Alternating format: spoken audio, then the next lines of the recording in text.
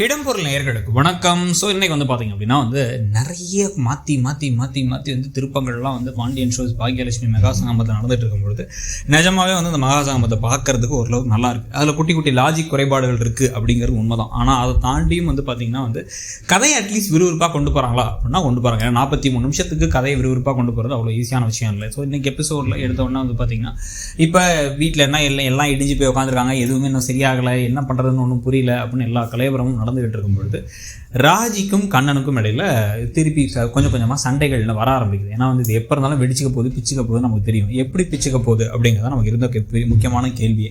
So இப்போ அந்த கண்ணன் வீட்டுக்குள்ள அந்த ரூம்குள்ள நுழையிறாரு, அந்த பேக்கோடே வராரு. எங்கே போனா அப்படின்னா ஃப்ரெண்ட்ஸை பார்த்து வரேன் அப்படிங்கிறாரு.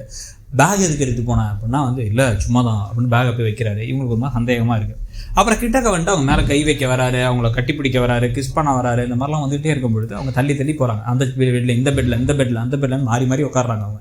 ஸோ 2 சிங்கிள் பெட் தான். அது மாறி உட்காந்து என்ன நினச்சிட்டு இருக்க, எதுக்கு இப்போ ஓவராக பண்ணுற அப்படின்னா நம்ம கல்யாணம், இப்போ கல்யாணத்தை பற்றி எதுவுமே பேச மாட்டேன். கல்யாணம் நாளைக்கு பண்ண போகிறோமா, அதுக்கு தாலி வாங்கிட்டியா, புடவை வாங்கிட்டியா, எல்லாத்தையும் ஏற்பாடு பண்ணிட்டியா அப்படின்னா எல்லாம் நாளைக்கு காலைல பண்ணிக்கலாங்கிறாரு. காலில் பண்ணுற விஷயம் கிடையாது. அதுக்கு அத்தனை ப்ரொசீஜர் இருக்குது. அங்கே போய் பேசணும், ஆஃபீஸில் போய் கேட்கணும், ப்ளஸ் தாலி வாங்கணும், முன்னாடியே எல்லாத்தையும் ஏற்பாடு பண்ணிவிட்டு போய் ரெஜிஸ்டர் பண்ணணும். கல்யாணம் முடிஞ்ச உடனே ரெஜிஸ்டர் பண்ணணும், இல்லைனா பிரச்சனையாகிடும். இது எல்லாத்தையும் பண்ணாமல் நீ என்ன எப்போ பார்த்தாலும் இங்கேயே உட்காந்துருக்க, பேகை தூக்கிட்டு வெளில போயிட்டு வர அப்படின்னு சொல்லி கத்த உடனே எப்போ பார்த்தாலும் அழுதுகிட்டே எதையாச்சும் ஒன்று பேசிகிட்டே இருக்க, நிம்மதியாக சந்தோஷமாக இருக்க முடியா அப்படின்னு ஒரு கோபமாக கத்துறாரு. இதுக்கு நடுவில் கோமதியை பார்க்கறதுக்காக பாக்கியா வந்துட்டாங்க. பாக்கியா என்ன ஆச்சு அப்படின்னு கேட்டால் மீனா மேலாப்பில் சொல்கிறாங்க, உங்களுக்கு ஹெல்ப் பண்ண முடியலங்கிறதுக்கு சாரி. அதே சமயத்தில் அவங்க அண்ணன் வீட்டில் ஒரு பிரச்சனை, அந்த பிரச்சனையால் அத்தையால் வர முடியல அப்படின்னு சொல்லும்பொழுது கோமதி எல்லா கதையும் சொல்லிடுறாங்க. என் அண்ணன் வீட்டில் என்ன கல்யாணத்துக்கு கூப்பிடுங்கிறது தான் நீங்கள் வந்தேன், ஆனால் அந்த கல்யாணமே நின்றுடுச்சான். ஏன்னா அண்ணன் பொண்ணு ஓடி போயிட்டான். நான் ஓடி வரும்போது கூட லெட்டர் எழுதி வச்சுட்டு வந்தேன், லெட்டரை கூட எழுதி வைக்காமல் போயிருக்கா. எங்கே போனா என்ன ஆச்சுன்னு யாருக்குமே எதுவுமே புரியல. தேவையில்லாமல் இப்போ அவங்க குடும்பமே உடஞ்சி போய் உட்காந்துருக்காங்க. அவ்வளோ தூரம் வாழ்ந்த குடும்பம் சந்தோஷமாக ஊருக்காரங்க முன்னாடி பெருமையாக கெத்தாக இருந்தவங்க நான் பண்ண அதே காரியத்தை இவளும் பண்ணி வச்சிருக்கா அப்படின்னு கோவப்பட்டு அழுதுட்டு இருக்காங்க. இதில் மீனாவுக்கு அவங்க வேற ஓடி வந்ததுனால அதை வேற ஞாபகப்படுத்துகிற மாதிரி இருக்குது. இதில் இவங்கள்ட்ட போய் எதுக்கு இதெல்லாம் சொல்கிறோம் அப்படின்னு சொல்லிட்டு அவங்களுக்கு அது வேற ஒரு மாதிரி இருக்குது. அதனால அவங்க அமைதியாக இருக்க அவங்க ஆறுதெல்லாம் சொல்லிட்டு இருக்காங்க. இப்படி என்ன பண்ணுறதுன்னு தெரில, என்ன பண்ணான்னு தெரில, என்ன ஆச்சுங்கிறது புரியலங்கிறத கோமதி திருப்பி சொல்லிட்டு இருக்காங்க. இதுக்கு நடுவில் இப்போ திருப்பி கண்ணா என்ன பண்ணுறாரு, ராஜியை பார்க்க வந்தவர் கல்யாணத்துக்குலாம் பேசுறது தான் ஃப்ரெண்ட்ஸ் எல்லாம் ஏற்பாடு பண்ணியிருக்கேன், அதை போய் நான் போய் பார்க்க போகிறேன் நான் அப்படின்னு கிளம்புறாரு. கிளம்பும் பொழுது அந்த பேக் எடுக்கலான்னு போகிறாரு. பேக் எடுக்கலான்னு பார்த்தா இவங்க திருப்பி சந்தேகம் வந்துடும்னு சொல்லிட்டு பேகை விட்டுட்டு கீழே போயிட்டு பேசிட்டு வந்துடலாம் அப்படின்னு கிளம்புறாரு. அதுக்குள்ளார இவங்க உடனே டவுட் அப்படியே அழற மாதிரி அழுதுகிட்டே இருந்தாங்க. டக்குன்னு கொடுன்னு போயிட்டு ராஜி போலீஸ்லாம் அவனு ஆசைப்பட்டாங்கல்ல. ஸோ அந்த பேக் இந்த அளவுக்காச்சும் சந்தேகம் வராட்டி எப்படி அந்த பேக் எடுத்து பேக்கில் செக் பண்ணும்போது பார்த்தா நகையும் பணமும் இருக்குது. அதை பார்த்துக்கிட்டே இருக்கும்போது அவர் திருப்பி வந்துடுறாரு. பார்த்துட்டு இதுக்கு இதை எடுத்து கொடு அப்படின்னா என் நகது எங்கள் அப்பா எனக்காக சம்பாதிச்சது, இதை எடுத்து வர வேணாம் நான் சொன்னேன். எதுக்கு எடுத்து வந்தேன் அப்படின்னா செலவுக்கு தேவை, நான் தான் பணம் கொடுத்தேனே, சேர்த்து வச்ச பணத்தை. அதெல்லாம் ஒரு நாளைக்கு பத்துமா, தங்க வைக்கணும், போகணும், அப்புறம் கல்யாணம் முடிக்கணும், அதுக்காக நான் கஷ்டப்பட்டு இருக்க முடியுமா? அப்புறம் லவ் பண்ணுறதுக்கு நீ தான் ஒரு பொறுப்பாக வேலையை தேடி இருக்கணும், கல்யாணம் பண்ணுறதை பற்றி யோசிச்சிருக்கணும். இப்படி பணத்தையும் நகையும் தீட்டு வந்திருக்க, நகையும் பணத்தை எங்கள் என்ன எடுத்து வந்திருக்க, உனக்கு எப்போ எடுத்த அப்படின்னா நீ பாத்ரூம் போகும்போது உடஞ்சி நான் அழுதுகிட்டு இருந்தேன், உள்ளே போய் அப்போ போய் எடுத்துருக்கு, அப்போ நகை மேலே தான் உனக்கு கண்ணு இருந்திருக்கு, இந்த தவிர வேற என்ன விஷயத்தில் என்ன ஏமாத்திருக்கேன்னு சொல்லு, மனுஷனாடா நீ அப்படின்னு பேச.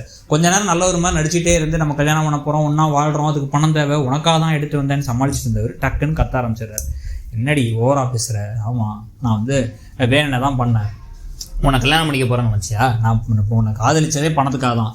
உங்கள் அப்பா அம்மா நான் பணக்காரன் நினச்சேன், நான் பணத்தை எடுத்து வீசுறதுக்கு. பணமும் வேணும், நகையும் வேணும், உங்களோட 4 நாள் சந்தோஷமாக இருந்துட்டு அப்படியே உன்னை விட்டு கிளம்பி போகலான்னு பார்த்தா ஓவரா பண்ணுறியா? நகையை கொடுத்து எங்கே வேணாலும் போனி அப்படின்னு கத்துறாரு. வேணா பாவி அப்படின்னு கேட்டுட்டு இருக்கும் போது இவ்வளோ சண்டையும் ஒட்டி கேட்டுட்டு இருக்காங்க நம்ம பாக்கியா வெளிலேருந்து. ஸோ அவங்க நின்றுட்டே இருக்காங்க, கதவை தட்டலாமான்லாம் வராங்க, சண்டையாவது. அவங்க தள்ளி விடுறாரு, இவங்க அவரை தள்ளி விடுறாங்க, அவர் உடனே கத்துறாரு. கத்திட்டு எல்லாம் பண்ணிட்டு என்ன பண்ணுறாரு, டக்குன்னு அந்த பையை தூக்கி அந்த நகையெல்லாம் வச்சுட்டு குடுன்னு வெளில ஓட ஆரம்பிச்சிடுறாரு கண்ணன்.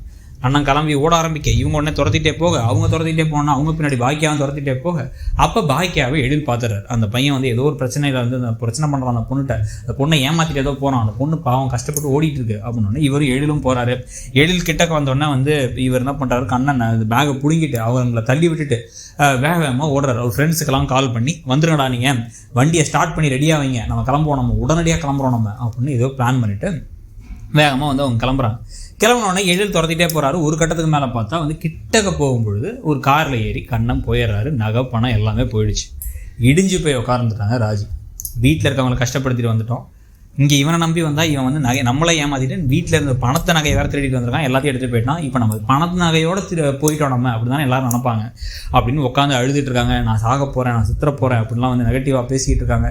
பேசும்பொழுது அதெல்லாம் ஒன்றும் இல்லை, யார் அவன் சொந்தக்காரனா அப்படின்னு கேட்டால் இல்லை அவனை நம்பி வந்து ஏமாந்துட்டேன் நான். ஆனால் தயவு செஞ்சு எங்கள் வீட்டில் சொல்லாதீங்க, எங்கள் வீட்டு நம்பர்லாம் கொடுக்க மாட்டேன், எங்கள் வீட்டில் எல்லாரும் தெரிஞ்சால் உடஞ்சி போயிடுவாங்க, என்னென்ன நடக்கும்னு சொல்லவே முடியாது, என்னால் அவங்கள ஃபேஸ் பண்ண முடியாது, நான் பெரிய தப்பு பண்ணிட்டேன், அவங்க எல்லாத்தையும் தவிக்க விட்டு வந்துட்டு இது இவனை போய் நம்பக்கூடாத ஒருத்தனை நம்பிட்டேன், எல்லாரும் சொல்கிறத கேட்காம இவனை போய் நம்பிட்டேன் அப்படின்னு உடஞ்சி போய் எழுதுறாங்க. நல்லாவும் நடித்தாங்க. சில ஷாக் எக்ஸ்பிரஷன்ஸ் தவிர மிச்சம் எல்லா இடங்களையுமே அழுகிற சீன், முக்கியமாக அழுகிறது வந்து ரொம்ப கஷ்டமான விஷயம். ஸோ அழறதை ரொம்ப நல்லா பண்ணாங்க. அழகிற விஷயங்கள்லாம் வந்து ராஜி நடித்தது நல்லா இருந்துச்சு. இந்த சமயத்துலாம் வந்து பார்த்திங்கன்னா கோமதி பழனிவேல்கிட்ட பேசுகிறாங்க, என்ன ஆச்சு, ஊர் எப்படி இருக்குது, அங்கே நடக்கிற விவகாரங்கள்லாம் எப்படி இருக்குது, எதுவும் பிரச்சனை எல்லாம் சரியாகிற மாதிரி கொஞ்சமாக தெரியுதா, ராஜியை பற்றி தெரிஞ்சா அப்படின்னா அண்ணன் வந்து இப்படி தூக்கு மாட்டிக்க போயிட்டாரு, அதுதான் வந்து இதில் நாங்கள் கடைசி நிமிஷத்தில் காப்பாற்றிட்டோம், உடஞ்சி போய் உட்காந்துருக்காரு, ஊருக்காரங்க மாப்பிள்ளை வீட்டுக்காரங்க எல்லாரும் அவ்வளோ கஷ்டமாக அவ்வளோ ஒரு மாதிரி அவரை காயப்படுத்துகிற மாதிரி பேசிட்டாங்க அப்படிங்கிறத சொன்ன உடனே இன்னமும் கோமதி அழ ஆரம்பிச்சிடுறாங்க. அழ ஆரம்பித்து அப்போ இந்த ராஜியை பற்றி யாரும் தெரிஞ்சா, ராஜி யார் கூட போனா, யார்கிட்ட ஒரு ஊருக்காரங்க யாரோ ஒரு பையனோட பேசிட்டு இருந்தான்னு சொல்கிறாங்க அப்படிங்கிறாரு பழனிவேல். யாருன்னு தெரியுமான்னு கேட்டால் சொல்ல மாட்டாரு. இல்லை அவர் சொல்ல வேண்டியதானே, இப்போ கண்ணன் சொல்கிறது இல்லைன்னா கண்ணன் சொன்னாலும் தேடுவாங்க, குமரவேலா தேடி அலைய விட்டாங்க, ஆனால் இந்த விஷயத்த சொல்லாமல் என்ன திட்டுவாங்க அப்படின்னு சொல்லாமல் இருக்கிறது தான் பெரிய லாஜிக்கல் மிஸ்டேக். ஆனால் அது எதுக்காகனா கதையில் ஒரு பிளாட் டிவைஸாக பின்னாடி வேறு இடத்துல யூஸ் பண்ணிக்க போகிறாங்கன்னு மட்டும் நமக்கு தெரியுது தெளிவாக.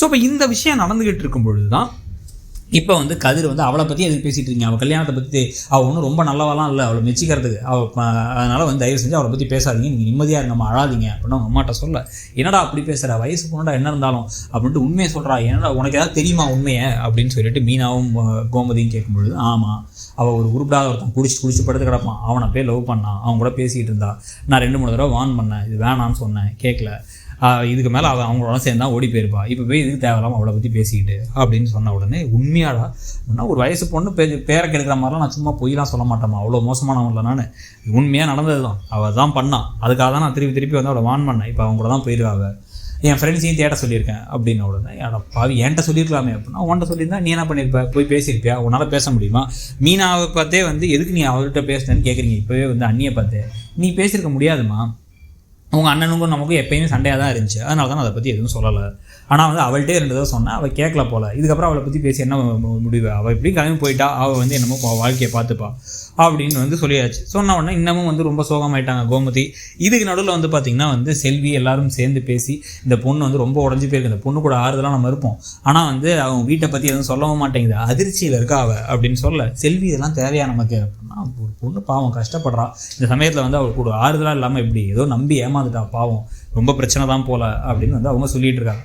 இதுக்கு நடுவில் வந்து இன்னும் பாக்கியாக அந்த கனெக்ஷனை மேக் பண்ணல, அதாவது இவங்களுக்கும் அவங்களுக்கும் கோமதி சொன்ன காணாமல் போன அண்ணன் பொண்ணு தான் இந்த பொண்ணுங்க அந்த கனெக்ஷனை இன்றைக்கி மேக் பண்ணல, அது நாளைக்கு தான் வந்து மேக் பண்ணி அதுக்கப்புறம் அதை பற்றி வேறு அடுத்தடுத்த விஷயங்கள் நடக்க போகுது. ஸோ எப்படியும் ராஜி கதிர் கல்யாணம் நடக்க போகுது, இன்னும் 2 எபிசோடுக்குள்ளாரங்கிறத பற்றி உங்கள் கருத்தும், இப்போ எப்படி போகுது இந்த சீரியல் நினைக்கிறீங்க, இந்த மெகாசங்கமத்தை பற்றி உங்கள் கருத்து என்னங்கிறதையும் சொல்லுங்கள். தேங்க்யூ. இடம்பொருள் நேயர்களுக்கு வணக்கம். ஸோ இன்றைக்கி வந்து பார்த்தீங்க அப்படின்னா வந்து நிறைய